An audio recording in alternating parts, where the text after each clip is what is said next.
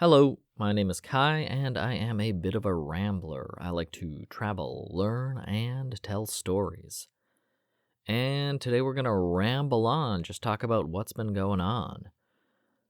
I got to the airport in Bacolod 5 hours early because I had to check out pretty early. I probably could have asked for some extra time. Very often in Airbnbs, if your flight is later in the day and nobody has booked the room that same day, the host lets you stay longer. But I don't know, I usually get to an airport for international flights 4 hours early anyway. I always show up to airports early. I like airports anyway. So 5 hours early, I was like, yeah, whatever. So I cleaned up, showered twice, got out, and took a grab to the airport. Just keep it easy. The thing is, I hadn't considered how tiny the airport is. I forgot about that. So I showed up and they told me that I can come back in 3 hours, but I couldn't go in now because it was too early. And I was like, I have my boarding pass, which I actually did, which surprised me. And they let me inside the building. And otherwise, I would have had to wait outside, and that would have been terrible because there's no air conditioning outside, and the Philippines is humid and hot, and I just would have been sitting there for, I don't know, at least 2 hours. But I got in, so why worry about it? I got in and just sat there 5 hours, got on my flight, and when I was walking around, so I got from there to Manila, and I actually took the wrong shuttle bus because Manila is maybe the airport I dislike the most of all airports. Simply because the terminals are not connected, and they're significantly far away from each other. They're not so far that they couldn't be connected through internal hallways. It's just, for some reason, rather than building connecting walkways between the terminals, they have a very frantic set of external shuttle buses that drive around the external perimeter of the entire airport, all terminals included, to take you to the different terminals. Instead of just having a walkway connecting one to the other. It seems absurd. So I don't like that. And I got on the wrong shuttle bus, and I went to the wrong terminal, and then I went back. Luckily, the shuttle buses, because they have to handle, millions of people every day, are efficient enough. If you were in a hurry, you'd be in trouble, like I was when I arrived in Bacolod. But, if I had missed the bus that I ran to catch in Bacolod, I would have missed to Bacolod in Manila, I would have missed my connecting flight for sure, because the buses show roughly every 15 minutes, and each one goes to a different terminal. So if I didn't get that one, I probably would have missed my connecting flight. Luckily, I was very early. So I did get back to the correct terminal, checked in. Okay, the problem there that I have to talk about is that Jetstar is the slowest company, and you know what? I've dealt with them before, and I forgot because it's been years. I have not been to Japan in a very long time. ANA is a Japanese company, and it's efficient and quick and nice. Jetstar is the flip side of Japanese efficiency. Their efficiency comes from throwing an abundant amount of resources at a bureaucratic process. Now, the flip side to that efficiency that everybody thinks of Japan is that sometimes they don't throw they don't throw ample resources at a bureaucratic process, but they will always have a bureaucratic process. The Japanese government, the people, they're used to, and they appreciate bureaucracy and processes. So Jetstar is the absolute flip side of ANA, and I completely forgot until I was literally standing in line for 2 hours, just walking one step at a time toward the 4 people behind the desk. Oh my gosh, it was interminable. I could not believe it. And I asked the, not waiter, what is he, like, coordinator? I don't know, there's a guy just walking around who worked for Jetstar, but I'm not sure what his role was. And I asked him, is Jetstar always this slow? And he's like, yes, usually. So, like, that's just how they do it.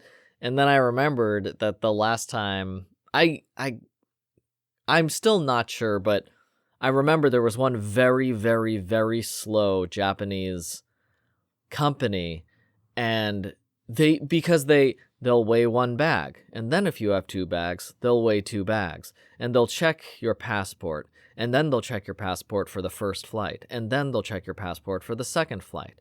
And you're not allowed to have all of your boarding passes at one time. You only get 1 boarding pass per airport. There's so many bureaucratic processes that you have to follow, and they'll only do 1 step at a time. So it takes 2 hours just to check. Oh, and you're not allowed to check in online with Jetstar. It's just disallowed. So they'll put 4 people behind counters, and you'll just wait for 2 hours until you can check in. The thing that I will definitely do next time is what I used to do. I don't know, it's been frenetic for me in airports lately, so I've been, like, rushing to get into line. And no idea why, because for 10 years I didn't do that. I just waited until the line was 2 people left, and then I got in line. And that's what I will be doing from now on. Jetstar, you know what?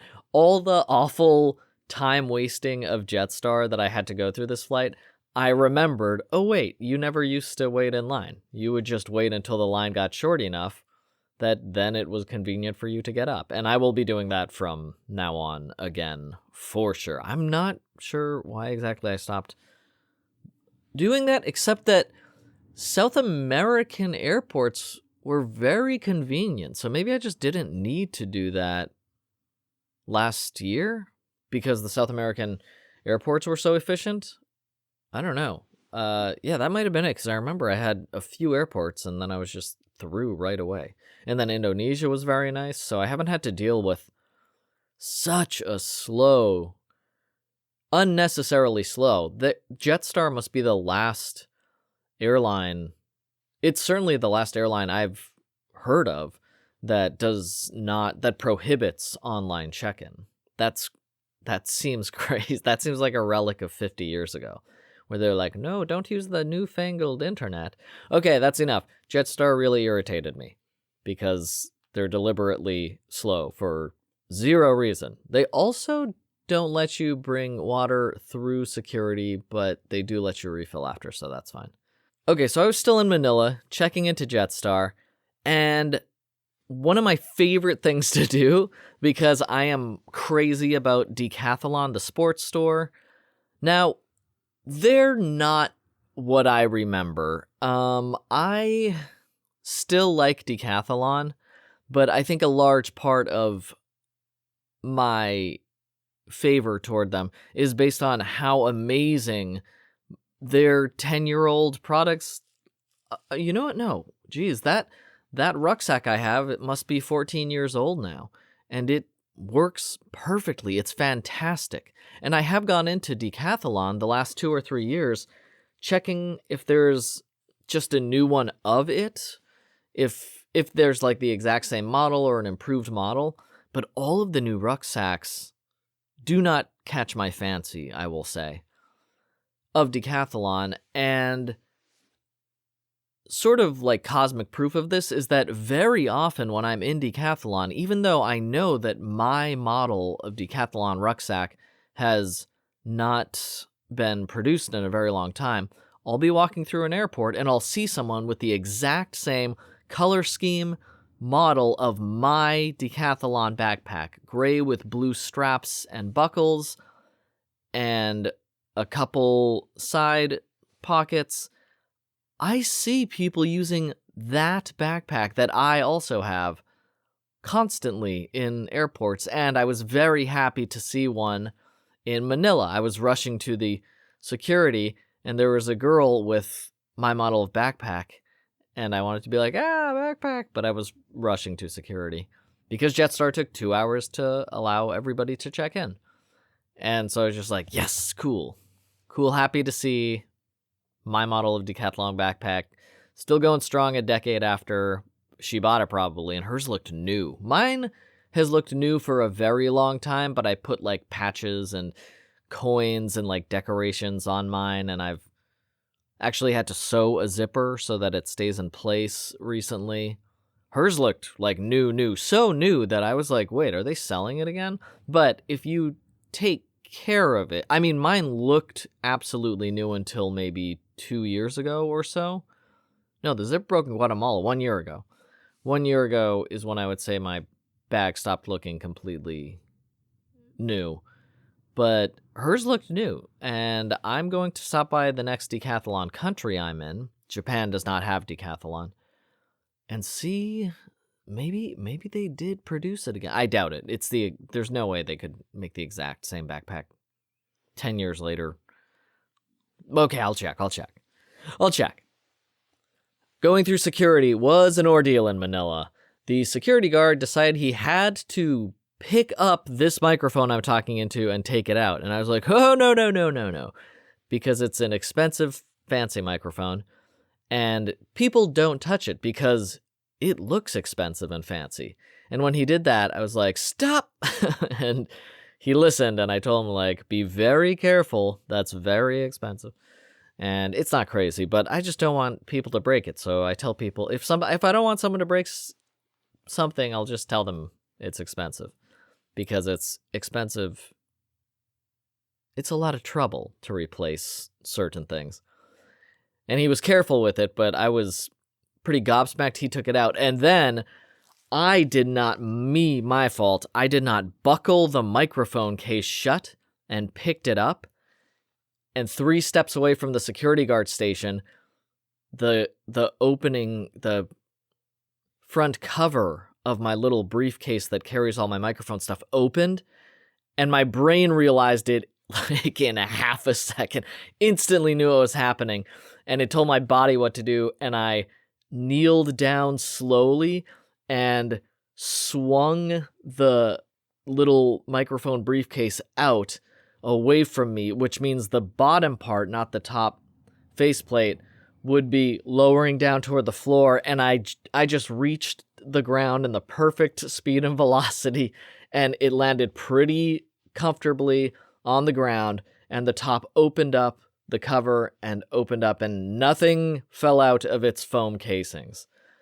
Whew, but I gotta pay more attention, because that freaked the crap out of me. Okay, then I got to security, and security, Manila security, man, that airport. Okay, so it has those like roller bars that are completely normal and all the time. This time, I have a charm, little like metal, it's like an aluminum base Ming vase thing that a student gave me once, I think as an apology for acting up in class. Calling for genocide, Chinese, Japanese things going on. And I was like, that's bad. And anyway, he gave me this little thing, and I've had it on a key ring for a very long time. And I got a different gift from a different student, a little jade pendant. And the person who gave me that said, look, when the necklace breaks, it means that the jade pendant protected you from something. So it worked. So it's okay if it breaks, and then you get rid of it.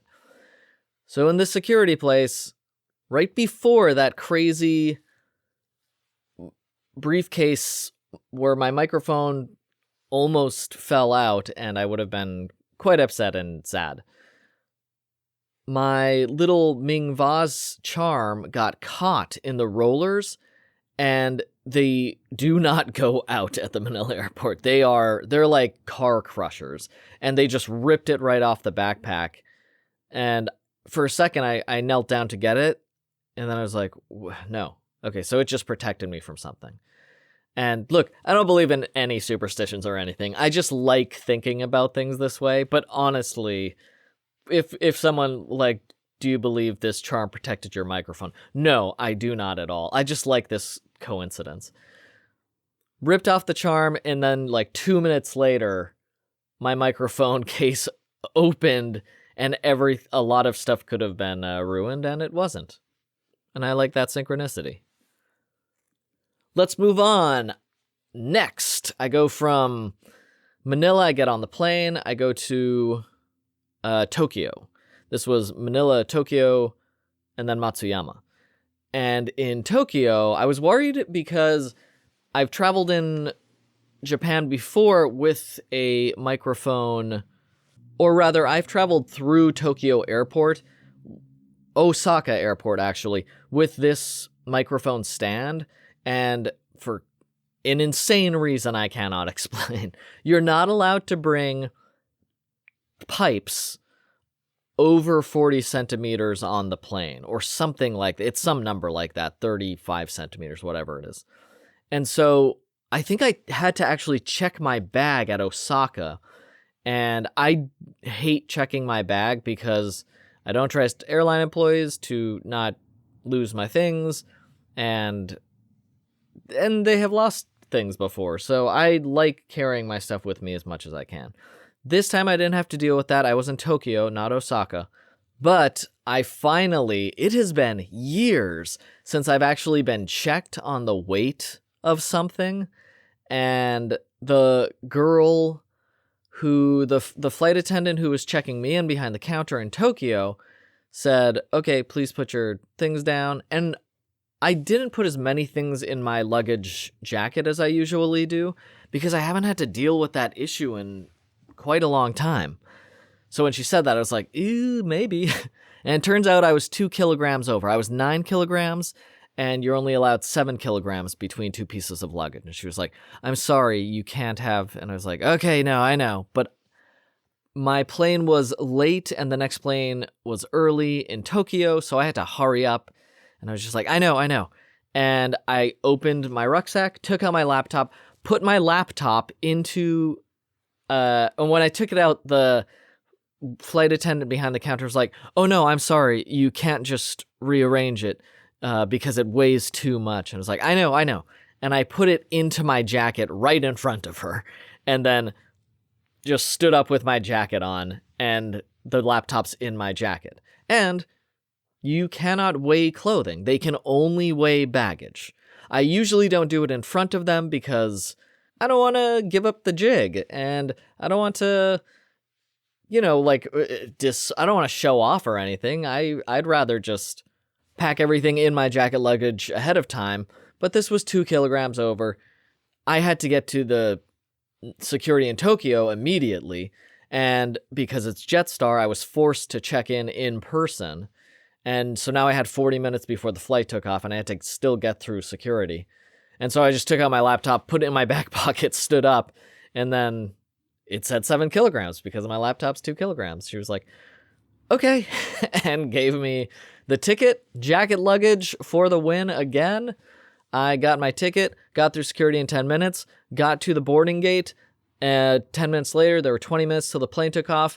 I waited in line, got on the plane 2 minutes later, whatever, and they were getting onto the plane. All of the passengers were in line, moving through the final check where they check right before you walk down that ramp onto the plane.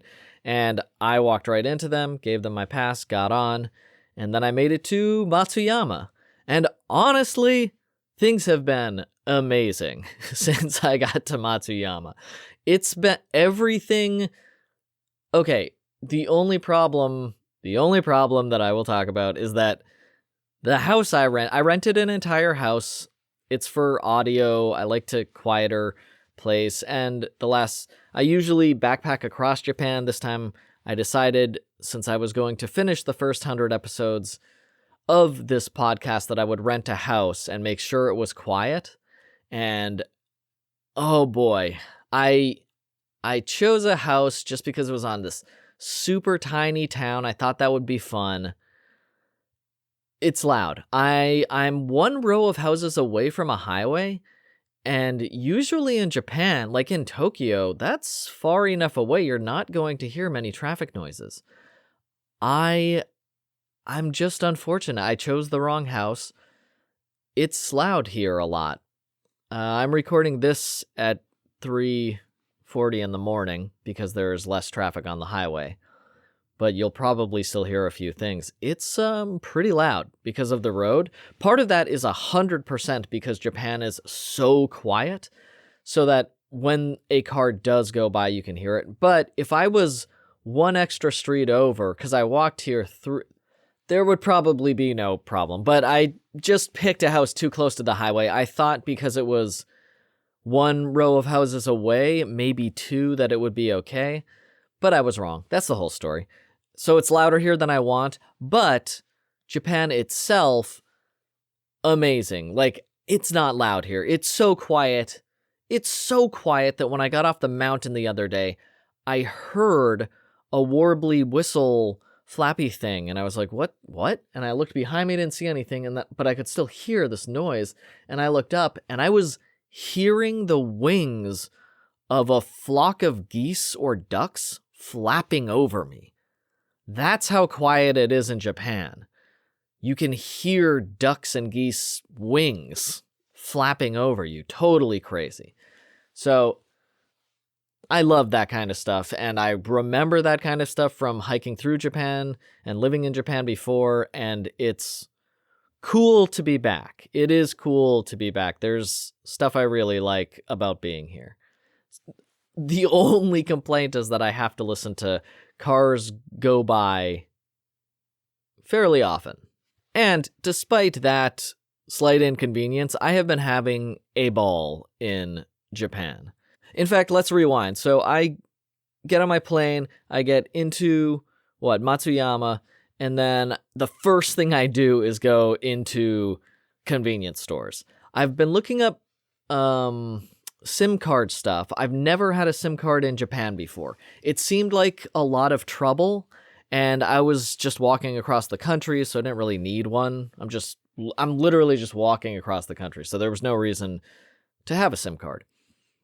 And this time I was going to be living in a house, and ride share, whatever. I just figured this time I would get a SIM card. But boy, is this the most difficult country to get a SIM card in if you're not willing to pay $60. If you want to pay $60 at the airport, I hear you put in the SIM card and they work right away. I hear that. I didn't want to pay $60. I know they're way cheaper. And instead I walked to several convenience stores. Actually, I got the train to inside Matsuyama City, and then I just walked around to different convenience stores, and they did not, the ones that on the internet says they had Famima, Family Mart, and Lawson or 7-Eleven. 7-Eleven did not have SIM cards. They just didn't have them. And Family Mart did. Lawson, I was thinking Lawson would definitely have them. They're like the local mart, but they did not. 7-Eleven did not have, and then I tried Family Mart. Family Mart had this pink SIM card that supposedly works in 70 countries, which I don't know. If it does, if it works at the next country I'm going to, that'd be great. I'll just keep using this. But it did not work out of the box, and it says go to the website. There's no website. Turns out you have to scan the QR code. But it doesn't say scan the QR code. There's just a very tiny, like thumbnail-sized QR code on the package. This is the thing, like what I was just saying about ANA Airlines versus Jetstar Airlines. Some things can work so well in Japan, but the layers of bureaucracy and step-by-step processes that are inherent to Japanese life really frustrate me at times. I mean, Indonesia, Malaysia, Thailand, Cambodia, so many countries. You land, you walk into town, get a SIM card, put in your card, or put it in your phone and it starts working. It's that simple in most countries that I've been to. Out of 30, maybe 5 countries have not been that easy. And Japan is definitely, well, maybe China's difficult to get a SIM card in. China and Japan have been the most difficult. But I don't even know if I can do it myself in China anymore. You must be able to because they have visa-free travel there.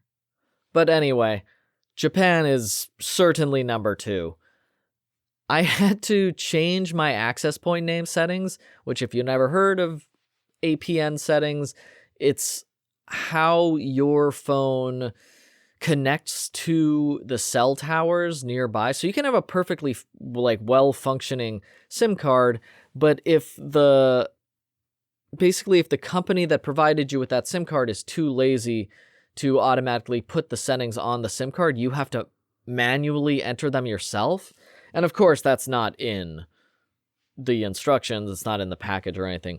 So I hung out at Family Mart. I got a whole bunch of snacks. And then I spent an hour searching the internet for the correct APN settings, so that my functioning SIM card, I set it up and registered it. And when I checked the settings, the SIM card said it was active and connected to the network. And if everything's working like that, but you still can't access the internet, it's probably the APN settings. Probably the company is just too lazy to automatically connect to your registered phone.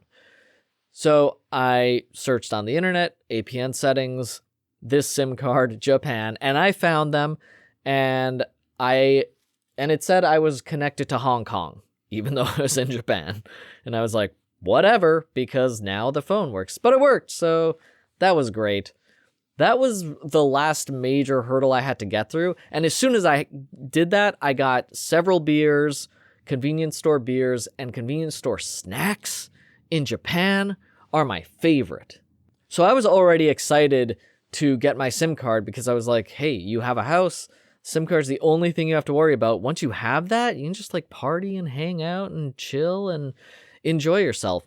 Convenience store food in Japan is my favorite convenience store food.